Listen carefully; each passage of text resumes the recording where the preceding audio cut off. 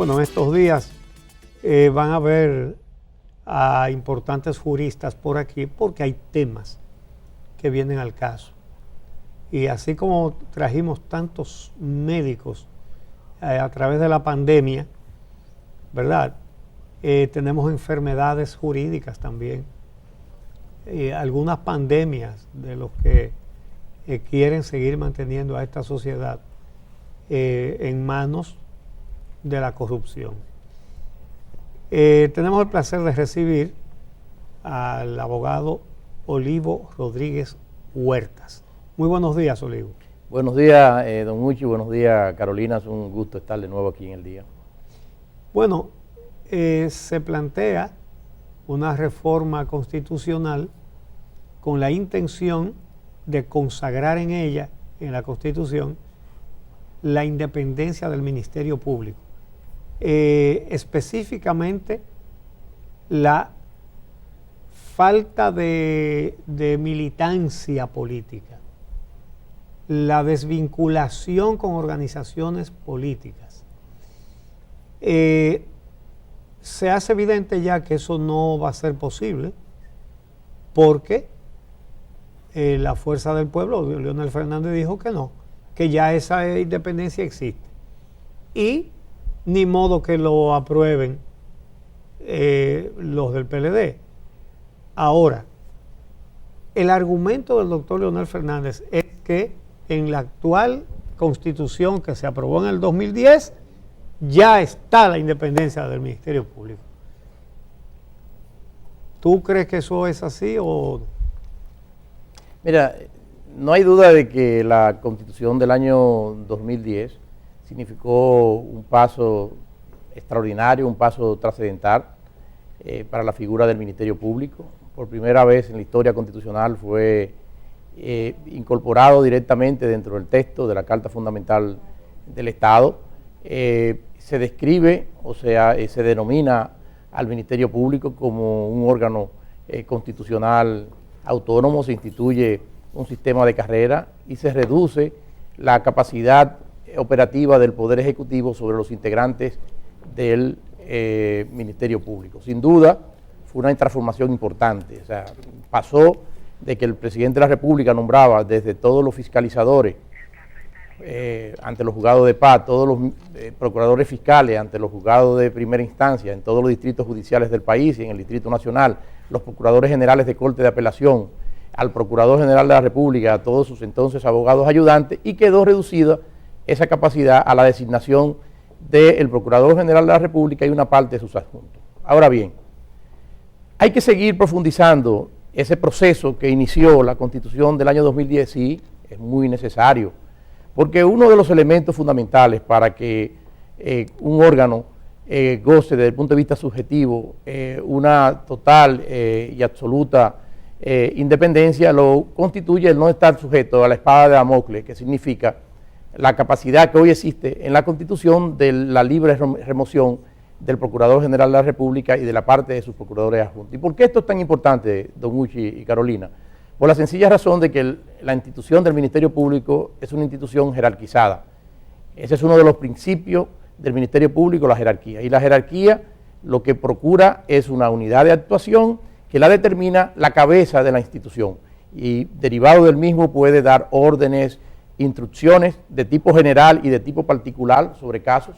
Puede también el Procurador General de la República abocar temas de la competencia de estamentos inferiores del Ministerio Público, de manera que... La PEPCA, por ejemplo. Exacto, sí, esto importantiza enormemente la importancia de que sin una inamovilidad del Ministerio Público, su capacidad de poder cumplir eficazmente su labor sea óptima y responda, ¿no?, a esos criterios de autonomía y de independencia. Obviamente que esto no es un tema exclusivamente de ley, porque hay muchas personas que teniendo la autonomía funcional, incluso teniendo periodos, hemos vivido aquí históricamente que, por ejemplo, la Cámara de Cuentas es un órgano constitucional autónomo de los más antiguos, incluso su designación es por un periodo que goza de inamovilidad, y sin embargo en la práctica no, quienes han estado allí han valorado más la gratitud a quienes los han promovido para llegar a esos cargos que el cumplimiento de un deber de fidelidad a la nación a través del ejercicio de sus funciones. De manera que sí es necesaria seguir fortaleciendo el proceso iniciado en el 2011. Es necesario establecer un periodo de inamovilidad para el Ministerio Público. Eso en el debate jurídico-político debe determinarse qué amplitud debe tener ese periodo. Hay quienes plantean 6 años. Exacto, eso es un periodo que desborde que dure a un periodo presidencial. Que dure gobierno y medio. Exacto, que desborda a un periodo presidencial. Hay que ver también en cabeza de quién está. Porque hoy día, y creo que en esto ha sido una actitud valiente, que un presidente de la República, que ya, por ejemplo, en el caso del presidente Abinader ya tiene un año, ya él sabe lo complejo que es desprenderse de ese aspecto. Yo creo que debe ser saludado que él mantenga ese compromiso que hizo con la nación como parte de su propuesta política para llegar al poder. Y en consecuencia se justifica plenamente la necesidad de que que vayamos caminando a que la designación del Ministerio Público, de la cabeza del Ministerio Público, del Procurador General de la República, no dependa exclusivamente del Poder Ejecutivo. Entonces, esto, unido a un requisito que usted señalaba, don Uchi, que es bastante importante, es el tema de que se consagre oficialmente de que personas que hayan tenido una militancia política, que participen en la dirigencia política, no puedan ocupar un cargo de esa naturaleza. Y esto no puede estar sino en otro lugar que en la Constitución, como una exigencia del texto constitucional que se convierta en un límite, sea cual sea el mecanismo de designación, sea cual sea el periodo que se determine de inamovilidad para la más alta representación del Ministerio Público. Yo quisiera rescatar algunos de los asuntos que has destacado, Olivo. Uno de ellos es el tema de las instrucciones y las órdenes, porque sé que una parte de la ciudadanía, cuando oye el Procurador General de la República o la Procuradora General de la República puede dar instrucciones y órdenes a los demás miembros del Ministerio Público, dirá, claro, es el jefe. No, pero se trata digamos, de figuras contenidas en la ley que se llaman así, que consisten básicamente en que la cabeza del Ministerio Público puede decirle de manera particular o de manera general cómo llevar un caso o un grupo de casos, así se oponga a ese fiscal o ese procurador fiscal, y puede en buen dominicano bajarle raya porque la ley le faculta expresamente para ese tipo de asuntos. Por eso la independencia del procurador o la procuradora general de la República no es relevante solamente para esa persona, sino para la independencia transversalmente hasta abajo, digamos, de la estructura del Ministerio Público. Y quería preguntarte, has hablado de la inamovilidad del titular de la Procuraduría General de la República. Esa inamovilidad, por ejemplo, de 6 años, pero la designación, ¿cuál sería una solución para el tema de la designación? ¿Que lo designe el presidente, como es ahora, y dure 6 años, o que lo designe un consejo? ¿Qué vemos, por ejemplo, en el derecho comparado? Bueno, los mecanismos son diversos. Hay desde... Mira, te voy a interrumpir, pero sí, para algo bueno. Para un cafecito que te trajeron. No, y si es café de Santo Domingo, sí, el mejor del mundo. Yo siempre me acompaño en Café Santo Domingo. Sí, muchas gracias. Y más los nuevos de ahora. Así mismo. Carolina, los sistemas que encontramos en el derecho comparado son muy diversos. Algunos que mantienen esa designación o la propuesta en cabeza del Poder Ejecutivo, pero que está sujeto a la ratificación o la aprobación de otro órgano con legitimación democrática, como podría ser unas mayorías calificadas en el seno de las cámaras legislativas. Si intervienen las dos, si interviene una de ellas.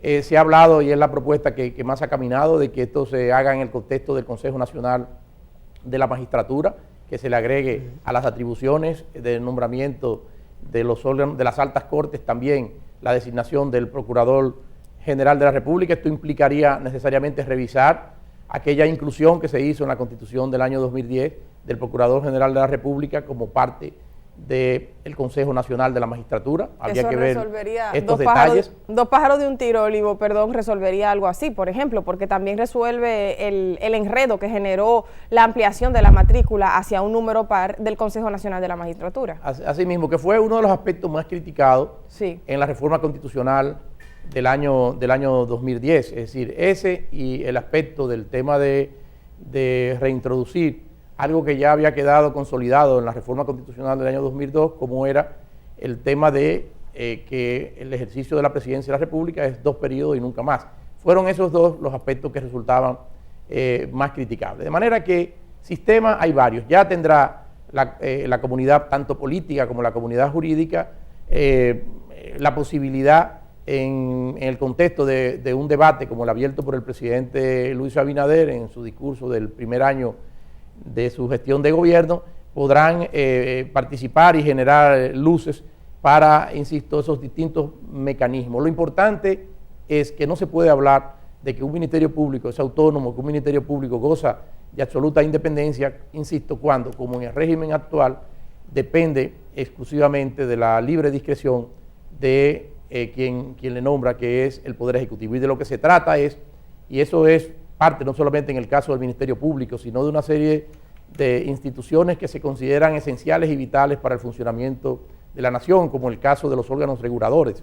El más antiguo de todos nosotros es el caso del Banco Central, como órgano regulador de la monetario y financiero del país, pero también esto pasa con los órganos reguladores en el campo de los servicios públicos, ¿no? En el campo de las telecomunicaciones, del sector eléctrico, de los mercados de valores, etcétera, en los que se considera que quienes dirijan ese tipo de instituciones, también los organismos de defensa de la competencia o de las prácticas desleales contra el comercio internacional, gocen de un grado de independencia, y esto está en todas esas leyes acompañado de un periodo de inamovilidad y los designa el presidente de la República, de manera que no se justifica bajo ningún concepto que ese elemento esencial, ese elemento imprescindible para una autonomía, para un ejercicio independiente del Ministerio Público, no se cuente con el caso del Procurador General de la República. Desde luego que hay otros temas que deben completar este asunto, y para mí uno de los más fundamentales es el tema de garantizar también que este tipo de órganos cuente con la suficiencia financiera que le permita, sin estar acudiendo a favores por parte del Ejecutivo respecto de los recursos con que debe contar para su labor, respecto de los recursos que necesita para un adecuado sistema de remuneración para su personal, con los recursos que necesita para contar con los medios tecnológicos y científicos que le garanticen un eficaz ejercicio de las delicadas funciones que están a su cargo. Y de eso se trata, es decir, hay que poner un poco más el pie en la profundización de una serie de mecanismos que vengan a garantizar, más allá del tema de la inamovilidad y más allá del tema de estos requisitos especiales que deben adornar la figura de quien sea designado como cabeza del Ministerio Público en nuestro país. Sobre todo, Olivo, que ahora con la nueva Procuradora General de la República y el equipo que tiene allí, se ha hecho más necesario un aumento de los recursos, porque yo no había visto un Ministerio Público que trabajara como este, y no dan abasto. Ellos no alcanzan para todos los casos que hay que investigar. Sin embargo, tienen muchos casos y han hecho un trabajo eficiente, y eso lo muestra el hecho de que la Judicatura le ha dado prisión preventiva a todo lo que le ha pedido. Y los jueces no fueron nombrados por este gobierno. Entonces, ya en la modificación del presupuesto le asignaron más de 2.000 pesos extras al Ministerio Público, que había pedido porque no tenía recursos. 2.000 millones. Yo dije, ¿qué yo dije? 2.000 Sí. 2.000 pesos. Sí. 2.000 millones. Excúseme, señor. Son los 74 años. Le asignaron 2.000 millones de pesos más, que todavía no es todo lo que necesita el Ministerio Público, pero es un aporte significativo. Pero nosotros hemos planteado en este programa que para el gobierno es negocio. Es una inversión, se puede ver como una inversión productiva si se recuperan los bienes robados, porque a este país sí le han robado. Con decirles que solo uno, fíjense, le aumentaron 2.000 millones de pesos, ¿verdad? Solo uno de los que recibieron archivo definitivo le probaron que depositó 27 mil millones de pesos. Ahí ustedes pueden ver lo productivo que puede ser para el Estado darle mucho más recursos al Ministerio Público para que pongan más procuradores adjuntos y más fiscales y más investigadores. Digo, la cantidad de adjuntos está regulada por ley, o sea que no se podría aumentar. Pero digamos, los equipos de apoyo. Sí, eso sí. Le iba a preguntar, señor Olivo, que ya hemos hablado de la inamovilidad. Hemos hablado que creo que la principal propuesta entre la comunidad de académicos es el tema de los 6 años. Hemos hablado de las posibilidades de designación, quizás la posibilidad del Consejo Nacional de la Magistratura si su matrícula se modifica, etcétera. Ahora, ¿a quién designar? Y con a quién no es a qué persona, sino a qué perfil.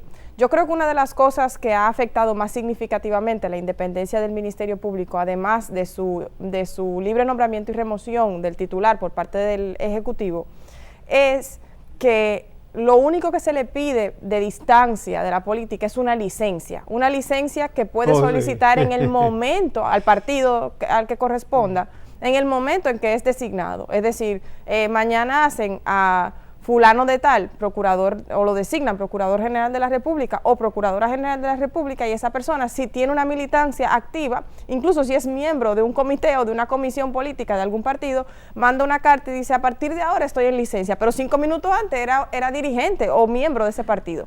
Entonces, ¿qué se puede hacer para regular eso? Pudiera ser un requisito no haber pertenecido nunca a un partido, pudiera ser que el requisito más razonable sea no haber pertenecido a un partido en los últimos tantos años, pudiera ser que sea solo entre fiscales de carrera, o que haya un sistema de ponderación de las calificaciones que considere esa distancia, o más importante aún, que considere la carrera del Ministerio Público como algo a privilegiar entre los candidatos que aspiren a ser procurador o procuradora general de la República. En fin, ¿qué modelo ve usted viable para garantizar, digamos, ese tercer elemento que podría impulsar la independencia del titular del Ministerio Público? Sí, es un elemento, Carolina, indispensable, que debe ser previsto de manera expresa, de manera taxativa, dentro del texto de la Constitución. Yo me inclino por esa sugerencia que está contenido en tu pregunta, en el sentido de que esto debe anteceder algunos años para la persona que vaya a ser designada.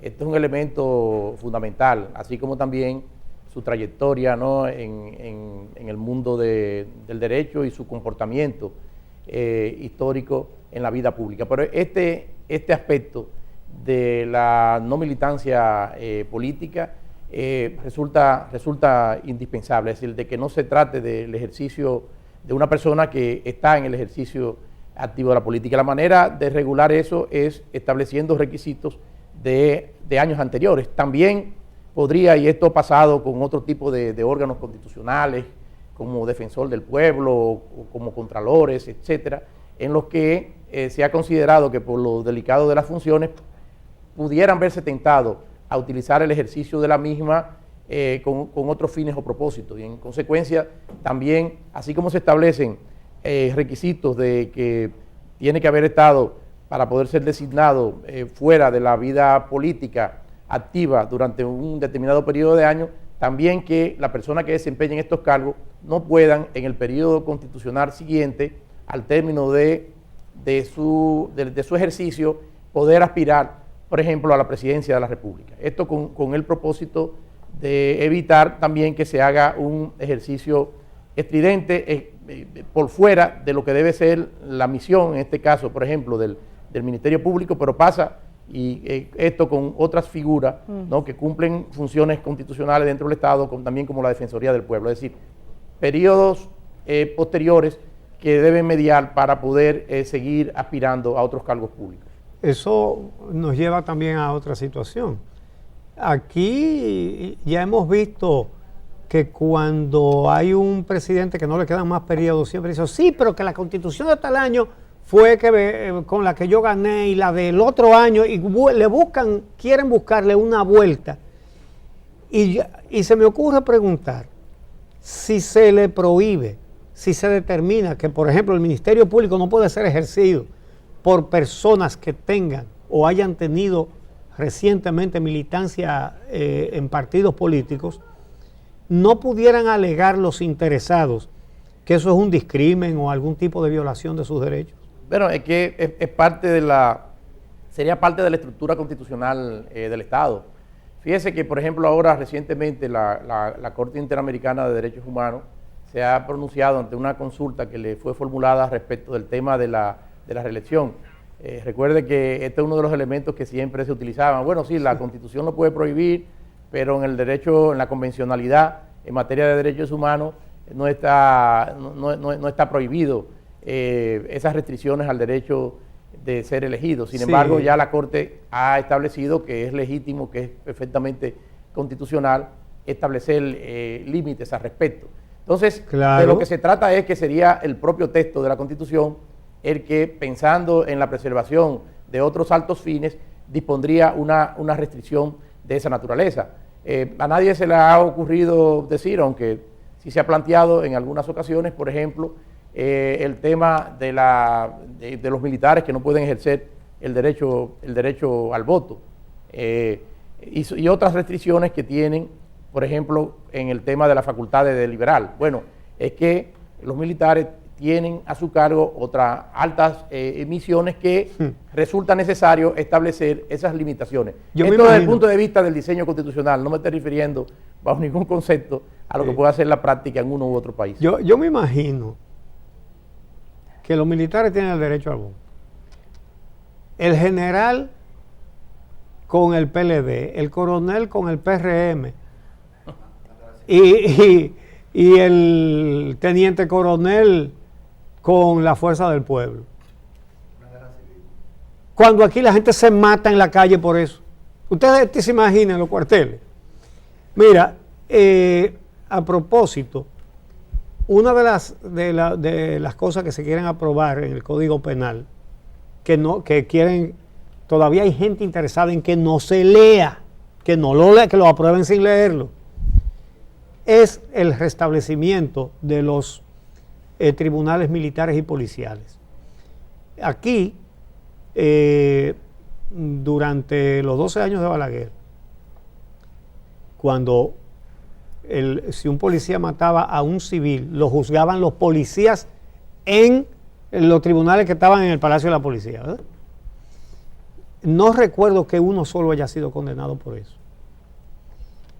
Era una práctica de Trujillo aconsejada por el dictador cubano Gerardo Machado, que le dijo: nunca deje que los militares sean juzgados por civiles. Como jurista, ¿es válido, es lícito, es conveniente a la sociedad que a los militares no los puedan juzgar los tribunales civiles? Mira, eso es una gran discusión, don Muchi, que ha habido no solamente en Iberoamérica, sino también en Europa y en otros países, de si en el caso de los militares, si deben tener un fuero especial, un fuero particular. Históricamente, las constituciones dominicanas han consagrado la existencia de las jurisdicciones militares. Históricamente, a lo largo de toda la República, estos temas han estado previstos en códigos penales y códigos de procedimiento penal militar.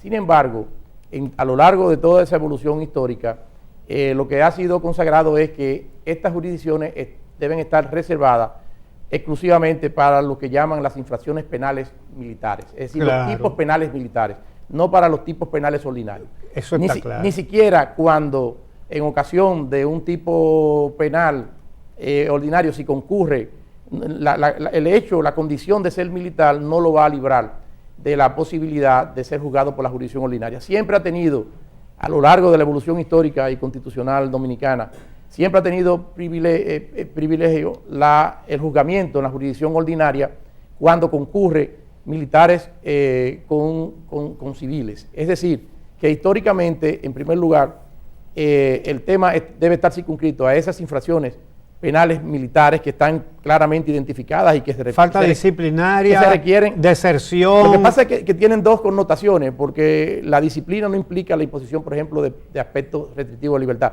Dentro de las infracciones militares hay tipos disciplinarios y hay tipos penales militares, pero para nada tienen que ver con los tipos penales ordinarios. Si el militar comete un tipo penal ordinario, es juzgado por las jurisdicciones ordinarias. Si lo hace también en concurrencia con un civil, la condición de militar no le va a permitir sustraerse de la jurisdicción ordinaria. Y por eso yo comenté en algún momento cuando estaba esta discusión que había que hacer esta separación. Se ha avanzado lo suficiente, hay un control, no cualquier cosa es una infracción penal militar, pero aquellas infracciones que tocan al régimen reforzado de disciplina y control de la vida militar, sí tienen que estar en el campo castrense. Pero, insisto, eso no significa que estén exentos en relación a las infracciones ordinarias, ni estén protegidos por esa condición de militar de ser juzgados en la jurisdicción ordinaria, como históricamente ha estado previsto. Todo esto lo están reclamando porque un mayor general activo fue sometido a la justicia, detenido y tiene prisión preventiva por casos de corrupción. Pero en ese caso no aplicaría. Exactamente. Esas son infracciones penales ordinarias. Mira, entonces, ese es un caso que no podría ser utilizado como una justificación, porque no estamos en presencia de exclusivamente de un tipo penal militar. Incluso si concurre un tipo penal militar con un tipo penal ordinario, prevalece la infracción más grave, prevalece el tipo penal ordinario sobre el tipo penal militar, que es el de la competencia de las jurisdicciones militares. Así que tenemos que hacer una pausa y teníamos otras cosas para después de la entrevista, pero los minutos que nos quedan los vamos a aprovechar con Olivo Rodríguez, porque es demasiado interesante. Vamos a la pausa y regresamos unos minutitos más.